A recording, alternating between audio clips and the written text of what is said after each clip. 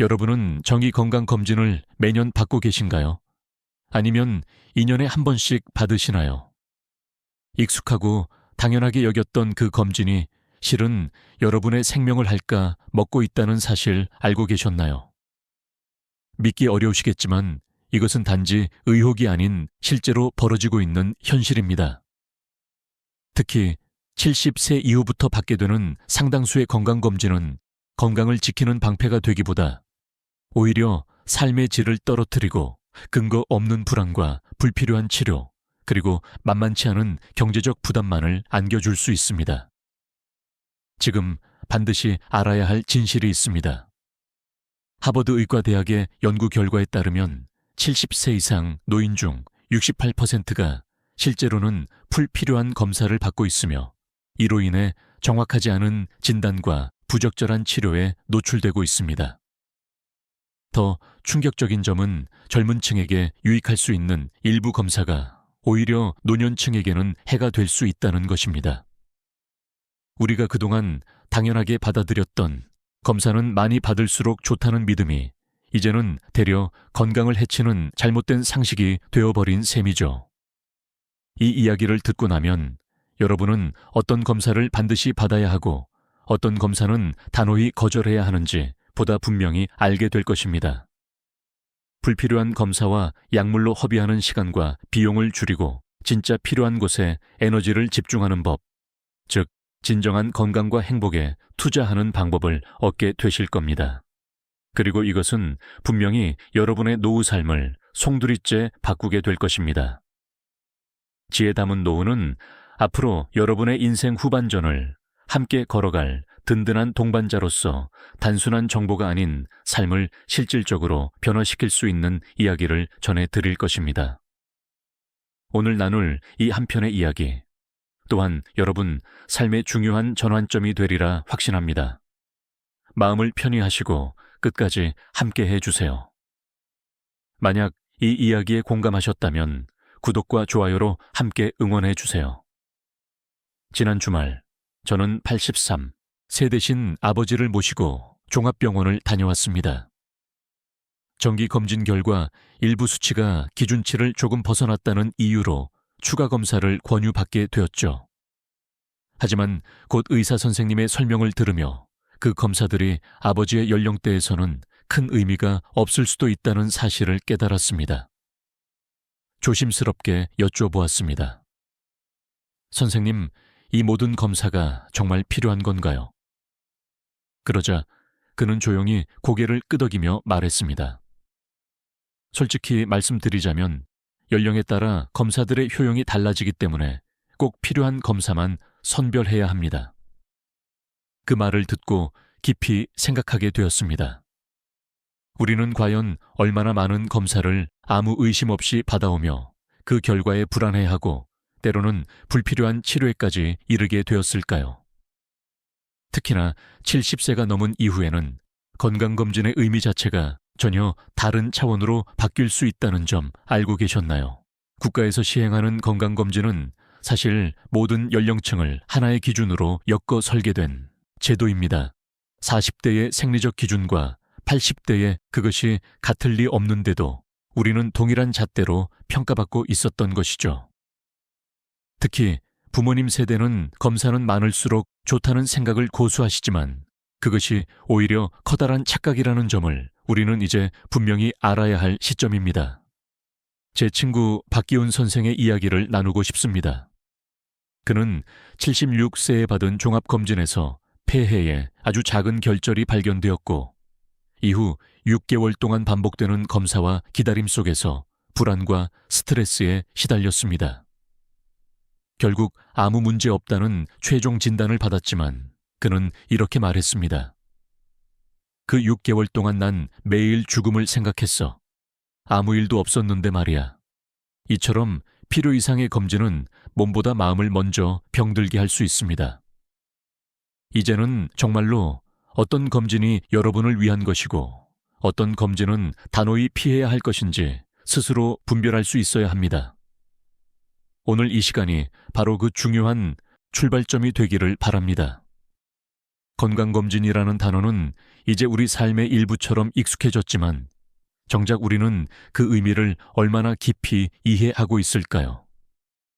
건강을 지키기 위한 일이라 믿고 아무 의심 없이 받는 이 검진들이 때로는 되려 몸과 마음을 해치고 있다는 사실, 그리고 진정한 건강을 위해 우리가 진짜로 집중해야 할 것이 무엇인지 지금 이 순간 함께 생각해 보려 합니다.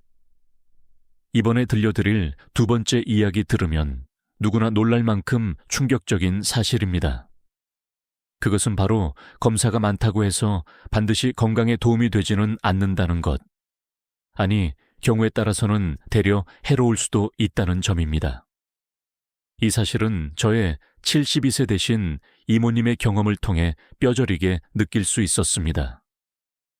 이모님은 건강에 유난히 신경을 많이 쓰시는 분이었습니다.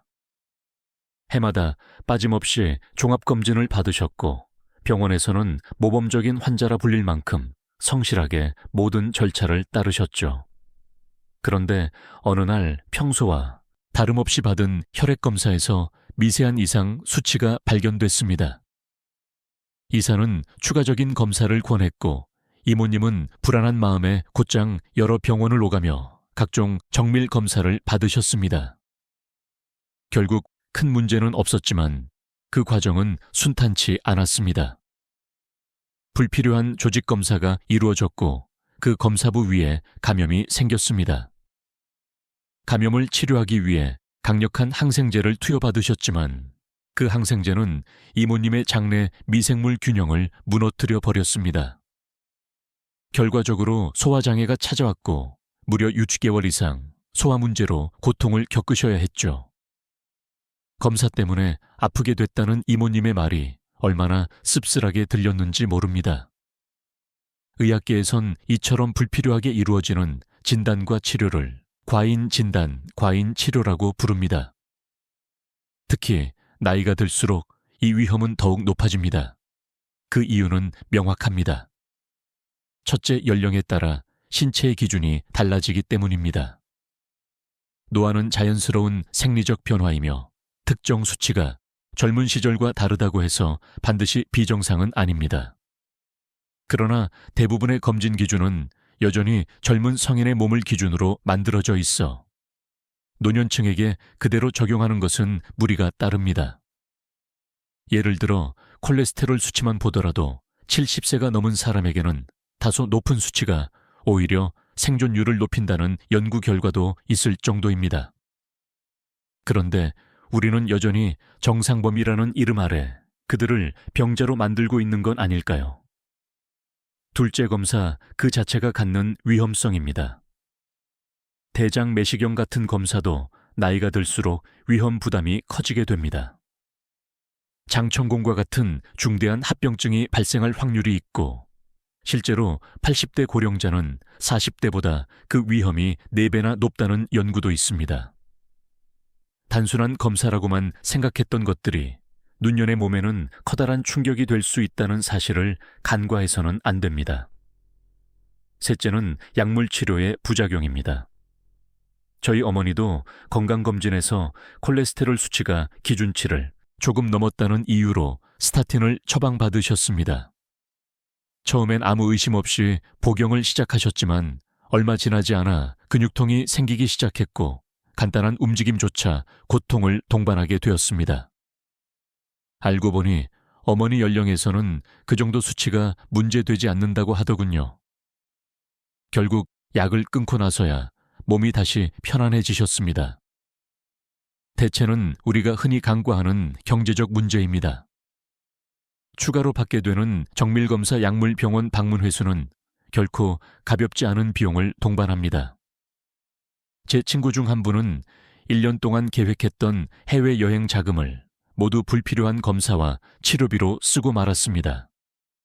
건강을 챙기려 했던 일이 오히려 삶의 여유와 즐거움을 앗아간 셈이죠. 그리고 마지막으로 가장 근본적이고도 중요한 문제, 바로 심리적인 스트레스입니다. 검사 결과를 기다리며 느끼는 불안, 조금이라도 수치가 벗어나면 찾아오는 두려움, 혹시 병이 있을까? 걱정하는 그 긴장감이 우리 몸의 면역력을 가가 먹고 실제 건강까지 해치고 있다는 사실, 마음이 병들면 몸도 함께 무너집니다. 이 불안은 그 어떤 치료보다도 무겁고 지독한 고통이 될 수 있습니다. 그렇다면 70대 이후에 살면서 정말 필요한 검진은 무엇일까요? 모든 검사를 주의해야 한다는 말이 아닙니다. 다만 우리 몸에 꼭 필요한 검사만을 선별해 받고 나에게 맞는 건강 기준을 찾아가는 것이 진정한 예방이며 회복입니다. 쓸데없는 검사의 시간을 빼앗기지 않고 그 에너지를 삶의 질을 높이는 데 집중할 수 있다면 그것이 바로 현명한 노후 건강관리 아닐까요? 나이가 들수록 우리 몸은 조용히 그러나 확실하게 변화를 맞이합니다. 이러한 변화에 현명하게 대처하기 위해서는 무엇보다 우리 몸에 귀 기울이고 필요한 부분을 섬세하게 살피는 일이 중요합니다. 하지만 무작정 모든 검사를 다 받는다고 해서 건강을 지킬 수 있는 건 아닙니다. 진짜 중요한 것은 내게 꼭 필요한 검사를 알고 그것을 꾸준히 이어가는 것이죠. 지금부터 말씀드릴 5가지 검사는 노년이 건강을 지키는 데 있어 결코 쳐서는 안 될 중요한 요소들입니다. 첫 번째는 혈압 측정입니다. 고혈압은 조용히 아무런 증상 없이 다가와 어느 날 갑자기 중풍이나 심장마비 같은 치명적인 결과로 이어질 수 있습니다. 그래서 저는 매일 아침 아버지의 혈압을 직접 측정해 드리고 기록합니다. 처음엔 그저 귀찮게 느껴졌던 이 작은 습관이 지금은 하루를 여는 중요한 의식이 되었죠. 아버지도 말씀하십니다. 아침에 혈압부터 재고 나면 오늘 내 몸이 어떤 상태인지 숫자만 봐도 감이 와. 내 하루가 거기서 시작되는 거야. 두 번째는 당뇨병 검사입니다. 당뇨는 신체의 다양한 합병증을 유발할 수 있고 특히 노년기에 삶의 질을 현재에 저하시키는 대표적인 질병입니다. 하지만 다행히도 조기에 발견하면 약 없이도 생활 습관 개선만으로 충분히 조절할 수 있습니다. 저희 이웃 김할아버지는 75세에 당뇨 진단을 받으신 후 매일 아침 30분 걷기를 실천하셨습니다.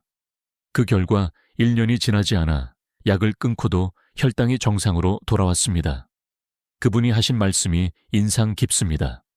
걷기를 시작하고 나니까 잠도 잘 오고 기분도 한결 나아졌어. 사실 당뇨 진단이 내 인생을 다시 돌려놓은 계기가 됐지. 세 번째는 골밀도 검사입니다. 특히 폐경을 겪은 여성이라면 골다공증의 위험은 급격히 높아집니다. 뼈가 약해지면 작은 충격에도 쉽게 부러지고 그로 인해 장기적인 침상 생활이나 생명 위협까지 이어질 수 있죠. 제 어머니는 67세에 골다공증 판정을 받으셨고 그 후로 칼슘과 비타민 D 보충제를 꾸준히 챙겨 드셨습니다. 지금 78세가 되신 어머니는 여전히 똑바로 걷고 계단도 문제없이 오르내리십니다. 꾸준함이 건강의 기둥이 되어준 사례입니다. 네 번째는 청력과 시력 검사입니다. 나이가 들면서 감각기관이 점차 톤해지는 건 자연스러운 일입니다. 하지만 그 변화를 방치하면 외부 세계와의 연결이 끊기고 이는 고립감과 우울증, 심지어 인지기능 저하로도 이어질 수 있습니다. 저희 삼촌도 청력이 떨어졌지만 처음에는 보청기 착용을 꺼리셨습니다. 괜찮아. 아직 들려 괜히 거추장스럽게 뭐 그걸 껴 하지만 가족들과의 대화가 줄고 표정에서도 어두운 기운이 감돌기 시작했죠.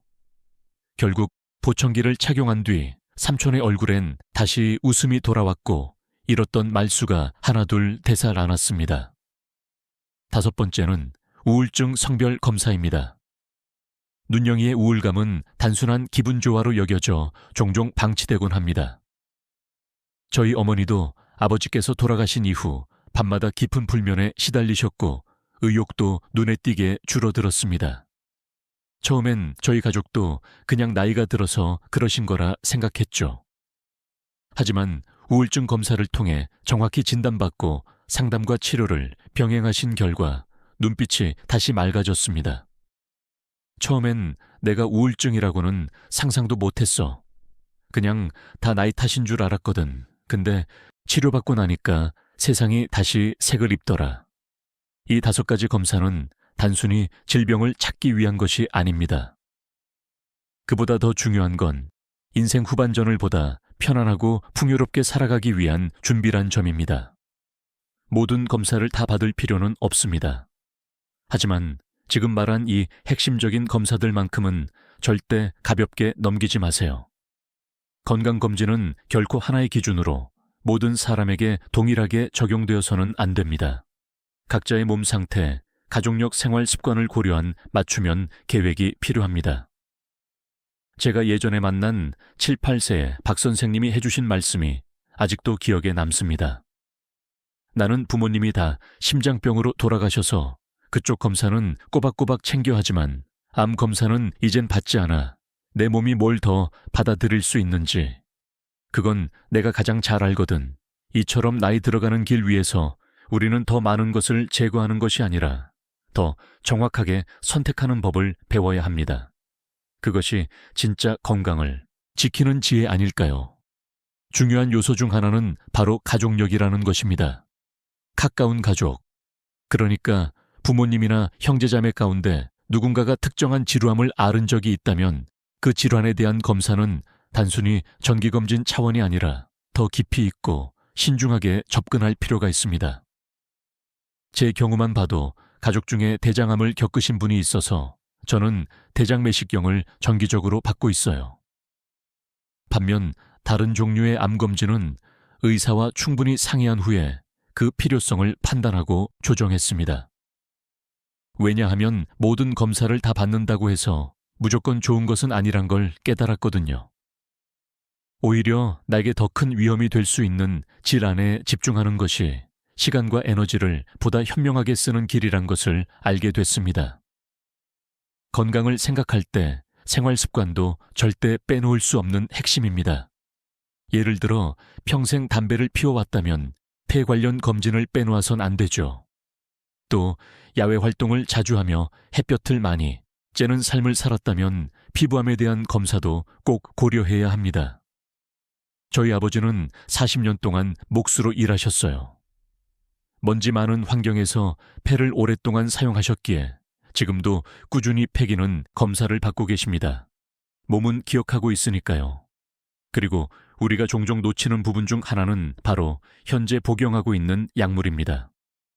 어떤 약은 간이나 신장에 부담을 줄 수 있어서 정기적인 기능 검사가 함께 따라와야 하죠.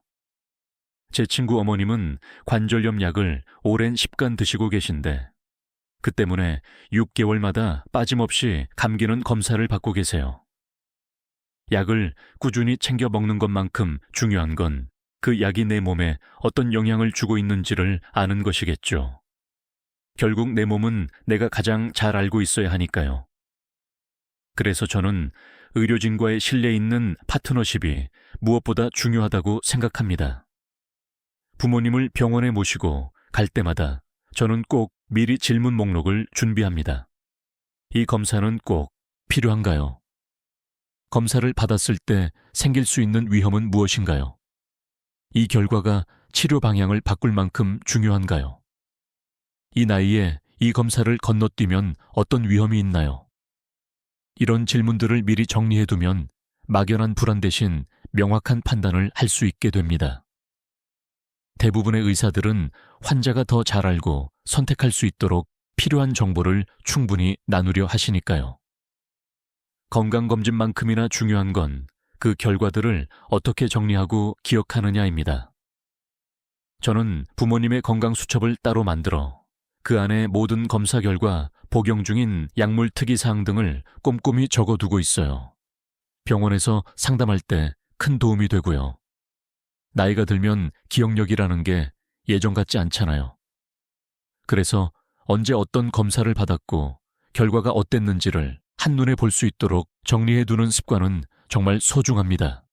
하지만 오늘 저는 건강검진 그 자체보다 더 본질적인 이야기를 나누고 싶어요. 바로 일상입니다. 매일을 어떻게 살아가느냐.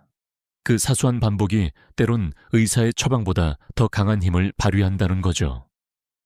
믿기 어렵겠지만 70대 이후에는 정기검진보다 일상의 건강 습관이 삶의 질에 더 큰 영향을 준다는 연구도 있습니다. 제 이웃인 정할아버지를 떠올려 봅니다. 92이라는 나이에도 매일 아침 공원을 3바퀴나 돌며 걷는 분이세요. 비가 오든 눈이 오든 단 하루도 빠짐없이요. 어느 날 그분이 말씀하셨어요. 약도 좋지만 내 다리가 더 좋은 약이지 걷기를 생활화한 이후로는 병원 문턱도 잘 넘지 않게 됐다고 하시더라고요. 그 말을 듣고 저는 정말 가슴 깊이 느꼈습니다. 운동, 특히 나이 될수록 그 중요성은 이루 말할 수 없다는 것을요. 물론 모든 사람이 똑같이 움직일 수는 없죠. 물이나 관절에 붙은 돈이 어렵다면 수영이나 실내 자전거처럼 충격이 적은 운동도 좋은 대안입니다. 제 어머니도 그러셨어요. 73세의 관절염 진단을 받으셨지만 매일 아침 물속에서 꾸준히 운동하고 계십니다. 자신에게 맞는 방법을 찾아가는 것이 결국 건강을 지키는 가장 꾸준하고 안전한 길 아닐까요? 처음엔 몸을 움직이는 것조차 두려웠습니다. 통증이 언제 얼마나 심하게 밀려올지 몰라 사소한 움직임 하나에도 긴장하게 되었죠. 하지만 시간이 흐르면서 깨달았습니다. 가만히 있는 것이 오히려 통증을 더 악화시킨다는 사실을요. 조금씩 용기를 내어 몸을 움직이다 보니 통증이 점차 줄어들었고 체조는 내 일상의 한 부분이 되어갔습니다. 생활 습관의 중요성은 시간이 지날수록 더 분명하게 다가옵니다. 특히 나이가 들면 단백질 섭취는 결코 가볍게 넘길 수 없는 문제입니다. 노년기에 접어들면 근육량이 자연스럽게 줄어들기 때문에 이를 유지하기 위한 단백질 보충이 무엇보다 중요하거든요. 하지만 현실은 간단하지 않습니다. 치아가 약해지고 소화 기능도 예전 같지 않아 단백질 섭취에 어려움을 겪는 어르신들이 많습니다. 저희 어머니도 고기처럼 질긴 음식을 씹기 힘들어 하셔서 저는 두부, 계란, 생선처럼 부드럽고 소화가 잘 되는 식품들을 식단에 꼭 포함시키려 애쓰고 있어요. 또 콩처럼 식물성 단백질이 풍부한 재료도 자주 활용합니다. 두부로 만들 수 있는 요리가 이렇게나 다양하고 맛있을 줄 몰랐죠. 이제는 고기를 특별히 찾지 않으셔도 만족스러운 식사를 하실 수 있게 되었답니다. 수분 섭취도 마찬가지입니다. 나이가 들면 목이 마르다는 감각조차 흐릿해져서 탈수 상태에 빠지기 쉬워요. 그래서 저는 아버지를 위해 알람을 설정해 정해진 시간마다 물을 드시게 하고 있습니다. 처음엔 성가시다고 하셨지만 이젠 자연스럽게 물을 챙겨 드시게 되었고 덕분에 피부가 덜 건조해지고 변비도 많이 줄었어요. 작은 변화지만 효과는 정말 크더라고요. 건강을 지키는 데 있어 수면의 역할도 절대 무시할 수 없습니다.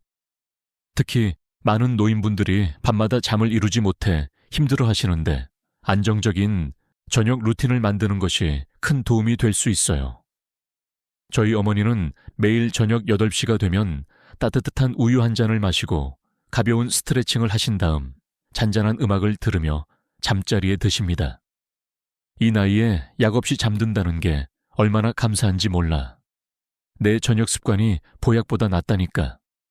어머니의 이 말에는 오랜 불면과 싸운 식간, 그리고 지금의 평온함에 대한 고마움이 가득 담겨 있습니다. 무엇보다도 인간은 사회적인 존재입니다. 아무리 건강을 잘 챙긴다 해도 외로움에 잠식되면 마음의 병은 곧 몸에도 영향을 미치죠. 실제로 사회적 고립은 흡연만큼이나 건강에 해롭다는 연구 결과도 있습니다. 저희 어머니는 77세에 동네도인 합창단에 가입하셨습니다. 처음엔 망설이셨지만 새로운 친구들과 함께 노래를 부르고 공연을 준비하며 삶의 생기를 되찾으셨어요. 노래를 부르면 마음이 젊어지는 것 같아. 같이 웃고 가끔 실수도 하고 그래도 서로 배워가며 즐거움을 나누는 게 참 좋아. 그 웃음 속에서 저는 어머니의 두 번째 청춘을 보았습니다. 이 모든 이야기를 되짚어보면 70대 이후에 건강관리는 단순히 병을 피하는데 그쳐서는 안 됩니다. 신체적인 건강만이 아니라 정신적 안정과 사회적 연결감까지 아우르는 통합적인 접근이 필요하다는 걸 깨닫게 됩니다.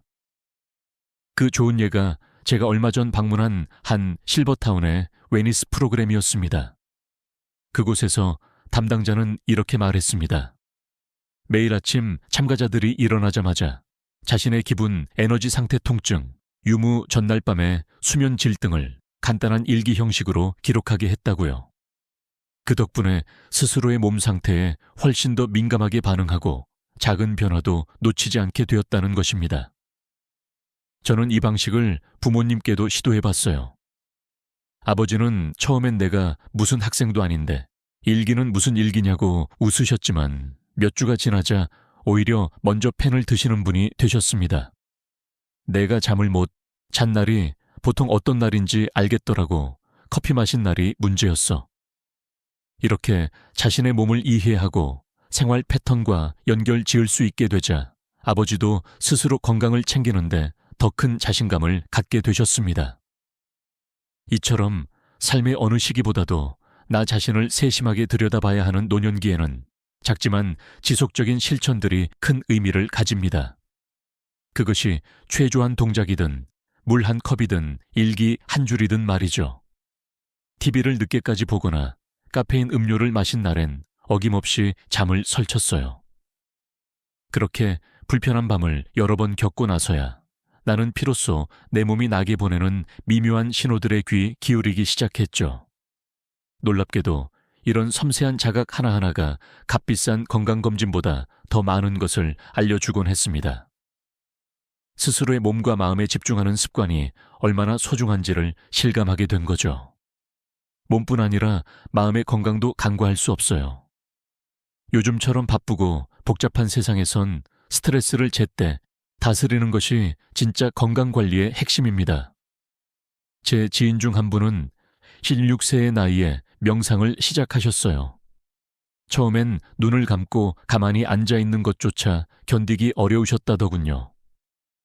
5분도 너무 길었어.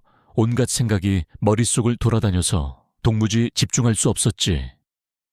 그렇게 말씀하시던 분이 지금은 하루에 20분씩 명상 시간을 가지세요. 마음을 가라앉히고 나면 몸도 따라 안정돼 혈압도 눈에 띄게 내려갔지. 그 고요한 습관 속에서 평온함을 되찾은 그는 이제 마음의 평정으로 몸의 안정을 끌어내고 계십니다. 예방 중심의 건강관리도 빼놓을 수 없습니다. 아무리 건강해 보여도 위험은 언제나 조용히 다가올 수 있으니까요. 낙상을 막기 위해 집안을 꼼꼼히 점검하는 일부터 시작해 독감, 폐렴, 대상포진 같은 질환에 대비한 적절한 백신 접종, 그리고 치아와 잇몸 건강을 챙기는 일까지 이 모든 것이 노년기의 삶을 훨씬 더 안전하고 편안하게 만들어줍니다. 저희 집도 부모님을 위에 욕실에 미끄러운 방지배트를 깔고 벽에 튼튼한 손잡이를 설치했어요. 조명도 부드럽고 밝은 색으로 바꾸었죠.